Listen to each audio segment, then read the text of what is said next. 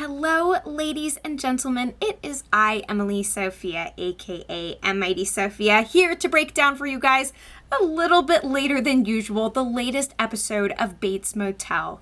We are on Season 5, Episode 2, The Convergence of the Twain. So, spoiler alert before I dive into the mad thick of things, as I shall be endeavoring to bear all in this review. I'm going to do my best to walk you guys through all the major events of the episode in relatively consecutive order, and I will interweave my thoughts and analyses and reactions throughout. So if there is anything I miss or any topic that y'all want to delve into together, bring it up in the comments below. I consider this review to simply be the beginning of the conversation. That is why I do any of this. So again, I'm so sorry that this video is late. I know that my international audiences are usually up at like midnight Pacific Standard Time when I try to get this stuff up, but unfortunately having that 10 o'clock slot, it's difficult to bust out a review immediately afterwards, and I would hate to do a disservice to you guys by simply, as soon as the episode is done, turning on my camera and just unleashing and unloading and hoping that I cover as much ground as I possibly can. That's still kind of what I'm doing, but I slept on it this time. So anyways, let's get into it. Let's first talk really quickly about the title of the episode, because I think it is relatively noteworthy. I keep saying the word relatively. I don't know what my deal is. Every once in a while I get hung up on some adjective and I use it about a dozen times in a video. So yeah, keep track. I don't know. I'll maybe give you a prize. But yeah, I definitely recognized that language. Something about it rang a bell for me. And I'm pretty sure it is an homage to the Ballad of East and West by Rudyard Kipling.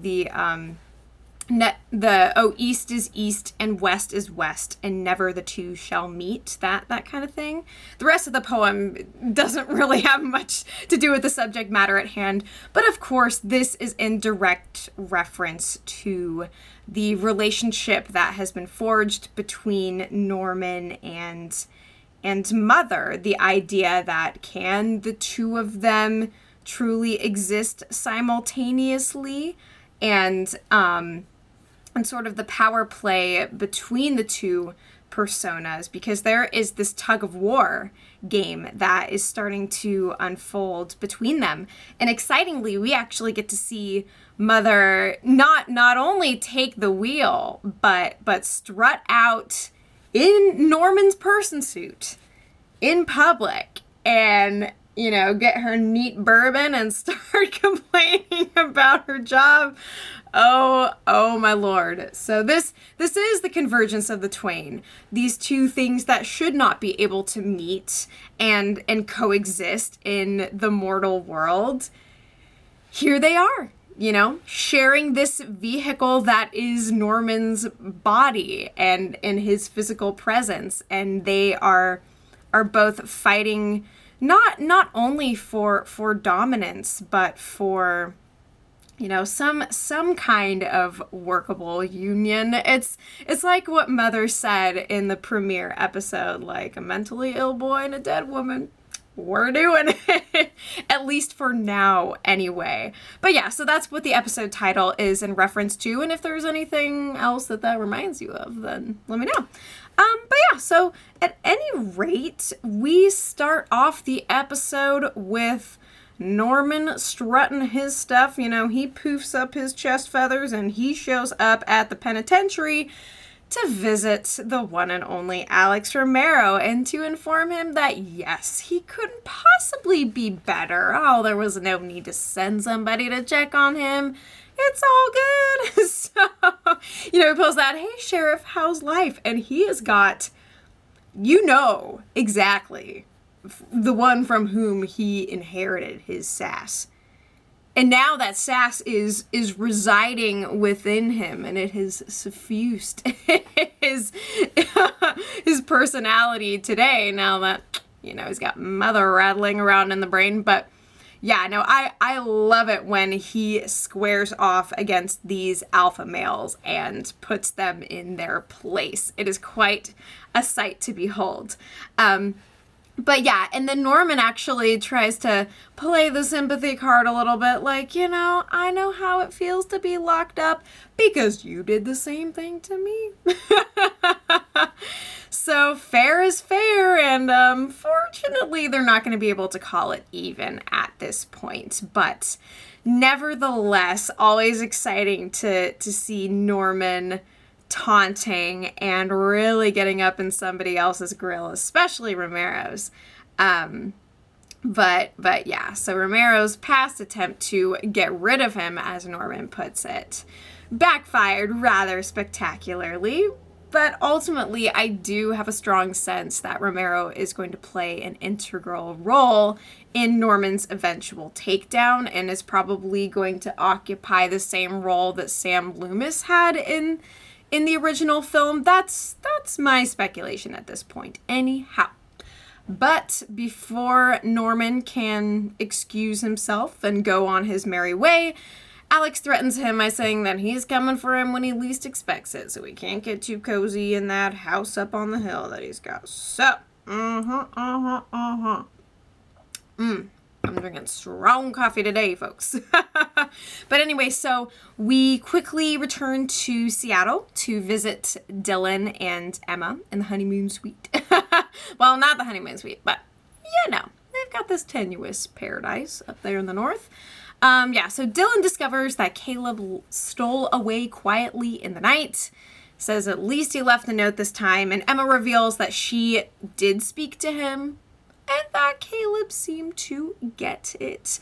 Although, if he could truly take a hint, this man would start a new life, leave Seattle, leave White Pine Bay, leave everything behind him, and try to find himself outside of this sinking ship of a family, but that is just not in his DNA.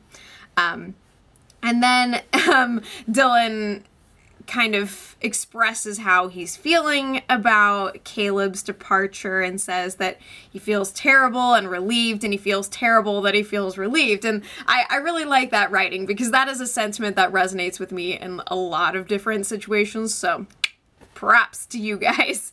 But yeah, and then Emma, of course, says that she wants a life free of secrecy for their fledgling family and for their daughter, Katie, I believe her name is. If I botched that, I apologize. But of course, one little problem. She doesn't realize that her mother is out of the picture, and Dylan hasn't exactly been forthcoming with her about what he knows on the subject, so they still have a few layers yet to peel back between them before they can even have a semblance of a normal, healthy familial structure and an understanding of the state of affairs. But anyways, so we see that, of course, like clockwork, again, Caleb drags his sorry ass back to White Pine Bay and the motel where he hopes to find Norma. He lets himself in, only to discover that the house is in complete disarray. Clutter in the kitchen, and he sees actually the I think it's Juno's food bowl that's like overflowing with food, and that kind of sets off a weird radar in his mind. But yeah, as we all well know, this is Norma's house no longer. It is indeed Mother's. And while Norma was one to keep things beautiful and to maintain the artistry of appearances, Mother ain't got time for that, So eventually Caleb gives up and he grabs his duffel bag and shoves off, hoping eventually to return. Now at this juncture, I would like to address the fact that at least one or two commenters, I believe, in my previous Bates Motel review pointed out the fact that I really dislike Caleb. And they were questioning why exactly that is and what my prejudice towards him is. And now this is something that I don't exactly have time to get into in the scope of this review, and I may in fact wait to expand on the subject further, possibly whenever his demise might be, because I don't think he's making out of the season. I don't think he's going to make it out of the season alive. So it is perhaps at that point that I will break down the nitty-grittiness of my thoughts on all things Caleb. But essentially, I personally do hold that he raped and took advantage of Norma, as she revealed in the 10th episode of the first season. And my perception of him and receptivity towards his attempts at reconciling with others and trying to be a decent person, all of that has been colored and skewed by Norma's account of what unfolded between them. And based on all of the contextual information that he effectively exploited and took advantage of her and entrapped her in this asphyxiating relationship of which she ultimately did not want to be part, regardless of where things started, regardless of the things that Norma may have tried to cover up. I mean, she shows so many signs of the abuse victim in my eyes that even her attempts to veil things and to obscure what really unfolded between them, the guilt of that stems from the abuse that occurred. I personally feel, and I understand if people want to embrace his character because they see him as forgivable, as multifaceted enough to say, like, you know what, actually, he's not a monster through and through. But personally, that is not a stance that I feel comfortable with taking. And I was really deeply disturbed by the revelation about what he did to Norma. And I take that at face value. And I honestly think that I speak from my own personal experience and the way that my mind works, and so it's not objective whatsoever. But I do feel that, like, if the show's attempts to humanize him, in my eyes, were too little too late. There's too much to me that feels swept under the rug for me to feel comfortable with dismissing his past. And instead of seeking forgiveness in the way that an abuser should, he simply tries to return things to the way that they were. And that's effectively what he does when he shows up in White Pine Bay in the first place. He wants to begin anew with Norma rather than seeking to atone for his actions, and to really show that he wants to wholly transform from who he was and who they were and what has been done to them. I don't feel that the relationship that they shared, that intimacy that unfolded in the midst of their abuse at their father's hands, I don't think it's the lesser of two evils. I don't see it as like a Jamie Cersei situation where there is some... it's kind of consensual and then sometimes it's not. I don't know. Freaks me out. Anyways, that's my thought in a nutshell. I wasn't going to get into that, and then I did. So now you understand. If you like the character, okay, that's totally fine. I get it. If you like the actor, that's cool. Personally, I am like, hell no. So anyways, we see that Alex gets in a brawl at the prison, splits his beautiful brow open, and we ultimately come to discover that he's actually seeking the opportunity to get a transfer. And this is just the springboard to him enacting further stages of his revenge scheme. It's not just trying to release the pent-up aggression that he's stored up inside him from being imprisoned. He's in it for the long con. So that's what's going on there. Meanwhile, Norman spies Miss Madeline across the street from a coffee shop, sees her in front of her little home goods shop. And I love the music in this episode too. The show has always, sometimes the musical choices are a little bit too on the nose, but everything in the show is so campy and over the top that I personally think it works perfectly. It's that, I don't know what the actual title of the song is, but it's that don't know much about history, don't know, no, no, no, no, no, no. You know, the kind of old jukebox style song. So I like that the show is peppered with that old-timey music. It fits the aesthetic of the show, the modernity and the vintage. But anyways, so once again, we see Madeline from behind, and she's got all the Norma credentials. It is so abundantly apparent. I love it. Props to the costume designers in this show, because they are killing it when it comes to Norma and her living counterpart, as it were. But yeah, you got that vintage cotton dress with a lace collar and the polka dots and navy sweater and the brooch, and it's just so perfect.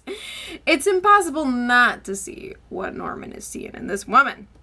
But anyway, so she drops by and catches Norman in the act of trying not to be caught in the act of, all that good jazz. And she actually offers to set him up on a blind date with cute and nice Joanne. And she's hoping that the four of them, husband included, can get out for a night on the town. But wait a cotton-picking minute, because her husband is the one and only Mr. David Davidson, Sam frickin' Loomis. So that is just so exciting. And I guess apparently some people had anticipated that, and it's not a huge surprise to them, but whatever. I thought that was a fun twist. Brings two worlds together, and it actually really calls into question for me whether or not Marion Crane is going to survive the season. I actually think she will. I think she might at this point, but we can talk about that in the comments below. So we get to see in one of my favorite scenes of the episode that Mother is taking French lessons when Norman returns home. And just a woman after my own heart. I want to learn French too. I want to hang out in Norman's mind. Of course, I understand the toll I got to pay to get there. But if I get to hang out looking glam as hell with Vera Farmiga, then I'm down. I will make that sacrifice. Thank you very much. But yeah, and she's like, oh, it doesn't mean my mind has to stagnate. Just being dead.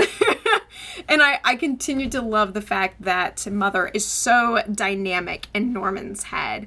And I tweeted this out the other day. She is as glamorous as a mid-20th century flight attendant who is stepping off the tarmac and onto the runway. That little neck scarf and the white blouse, and she's just killing it. And what's cool is that the French lessons start to turn very sinister and accusatory. We go from the dress is blue, the cherry is red, to the traitor was hung. I love it. I love it to death. And Norman's like, what kind of French class is this? And, Mother at this point demands to know where Norman was, and he explains that he went and showed himself to Romero. And she insists, Mother insists that she can handle him when he gets out after scolding Norman for his stupidity. But Norman is dubious, and he asks Mother if she still has feelings for Romero and if she can be trusted. This is, of course, when Schick arrives. And again, it's worth mentioning that the kitchen of Norman's mind is sunbathed. There is always this glowing gilded light that is cast on Mother in his mind. It's so noteworthy to take in the surroundings whenever Mother is present, because this is all the construction. Everything is the way that it is for a reason, and it's so exciting and neat to see the architecture of Norman's twisted mind. But anyway, so Mother's forced to go hide, and she's like, pretending to be dead isn't as much fun as I thought it would be. Like, pretending to be dead. It's interesting to see how much Norman buys into the existence of Mother in his world. So Chick, he reveals that he wants to go in on a taxidermied art deal with Norman, and he knows somebody up in Portland who can showcase their creations. The guy is physically disabled now. He's not able to take up labor jobs anymore, so he's kind of down on his luck. He could use the opportunity, and Norman accepts the 50-50 partnership between them. And then meanwhile, we see Caleb discovering from a motel receptionist that his sister committed suicide. It's a big, bad moment. And then Mr. Davidson arrives at the motel to make sure that Norman doesn't screw things up at the double date, hoping they can reach an understanding and, administering threats at that point. And Norman's like, dude, again, the sass factor has been cranked up. We also get to see Caleb going to the local cemetery to mourn and pay his respects to Norma. And of all the things that I caught on the tombstone epitaph, we see there's a cord between our hearts forever and ever until the sky falls down. And the cord between our hearts line is something that is oft repeated in the show and is one of my personal favorites. So it was cool to see that immortalized in that sense. We also get to see that Mother has taken up smoking. And to which Norman says no. She's being childish. It's not okay. And she's also listening to La Vie en Rose. So again, a little more French that is being fed into Norman's mind. And he's still grilling Mother about her feelings for Alex, and she deflects and insists on knowing where Norman is headed. He's all tucked up, but still insists that she's being childish. He promises that he'll be back in a few hours and gets into the car, and Mother watches him leave. Now, the power dynamic here is super interesting because Mother's got this pouty and dour demeanor. It's kind of like the legitimately sexy version of Rebecca Bunch in Sexy French Depression from Crazy Ex-Girlfriend. Completely botched that. But yeah, so the double date is on. We learn a little bit about Joanne, but it's all peripheral stuff, of course, as Norman is throwing shade and casting darts at Sam Loomis and delving ever more into the intoxicating beauty of Madeline, who actually says something that Norma used to say a lot, which is that, it's all gonna be good. And then at this point, Norman opens up about what happened to his mother, the apparent suicide, and he's kind of shaken up by this whole interchange, so he goes to the restroom. The color scheme is super interesting because it is like black, white, just pure black and white color scheme, and that to me is notable because sorry for that sound, that is a garage door opening. Black and white respectively are colors that symbolize death in Western and Asian cultures. Black, of course, in Western culture, white in Chinese and other Asian cultures. So the fact that those two come together in this scene, I think, is very meaningful. And this is when Mother arrives and she confronts him about lying to her, but he didn't want to complicate things by turning down Madeline's invitation, tells Mother that she's overreacting and she needs to leave through the window so as to evade detection. And he gives her the keys, tells her to go lie down in the car, and she's like, oh, do you still like me? In a moment of insecurity, he hesitates but says that yes, he still does. And then after the date wraps up, Norman returns to his car. He sees Madeline and Joanne and embrace as Sam stands nearby. Mother peeks up and, of course, notices Madeline's appearance. And and this is something that was in the teaser that was released last week. And she's like, dude, are you going to be one of those guys? So clearly Norman is on some level aware of what's going on here. But it's really funny to see Mother get up on his case about that, and she's totally miffed. So Mother, of course, she struts into the bar. She gets a drink. She's like, dude, I have had it with this boy. He doesn't listen to me. He doesn't like me. I'm constantly trying to cover up for him. So again, that's a garage door opening. But yeah, we get to cut back and forth between the Norman that the bartender sees and who is actually taking control in this moment. But it is incredibly exciting.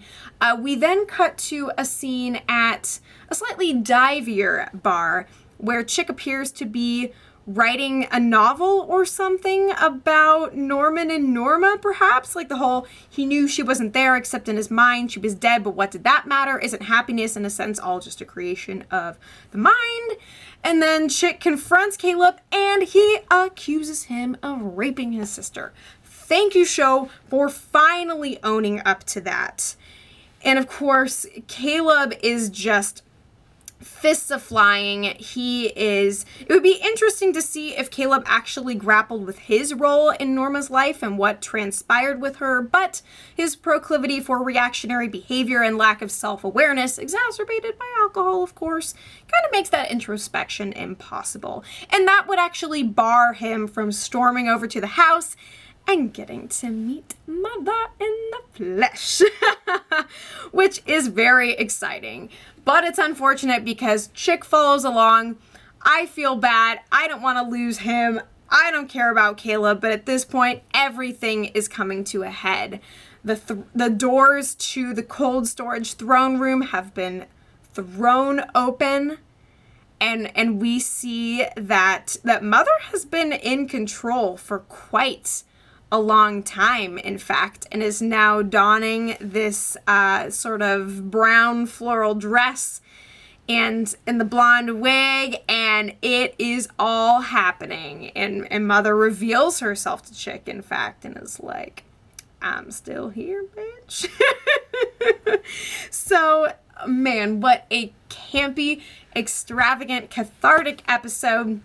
And there is so much more that I want to say, but I hope that this review was fun and enlightening for you on some level. There's a lot that I want to get into. I talked more about Caleb than I thought I was going to, but maybe that will allow me the wiggle room to speak about other subjects more later on. But again, I continue to be so fascinated and mesmerized by the power play between Norman and Mother, and the way that he sees her and imposes her onto the real world, the way that she is continuing to disobey his orders, how she's trying to better herself but ultimately feels sidelined, and that the entire purpose of her existence is being subverted by Norman's pursuit of Madeline.